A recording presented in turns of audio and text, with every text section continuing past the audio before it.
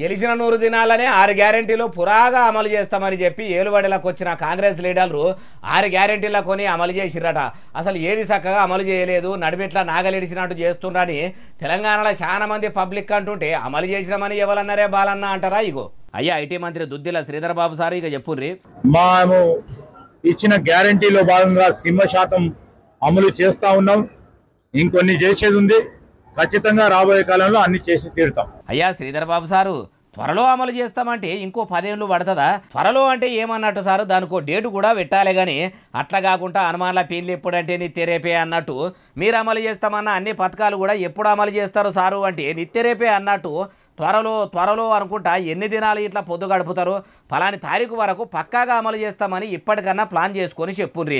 లేకుంటే కాంగ్రెస్ వాళ్ళు అంటే ఎట్లుంటారంటే సొచ్చేదాకా సోమలింగం, సొచ్చినాక రామలింగం అన్నట్టు, ఓడెక్కేదాకా ఓడ మల్లన్న, ఓడ దిగినాక తిన్మార్ మల్లన్న అన్నట్టే ఉంటారు అన్నట్టు అనుకుంటారు.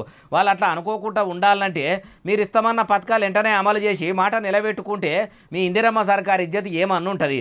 లేకుంటే వచ్చే స్థానిక ఎన్నికల్లో మీ పార్టీ పతార మీరే ఓడగొట్టుకున్న వాళ్ళు అవుతారు, మీ చేయి పార్టీ పరువు మీరే చేతుల తీసుకున్న వాళ్ళు అవుతారు అంటుర్రు ఈ ముచ్చటిన్నోళ్ళు.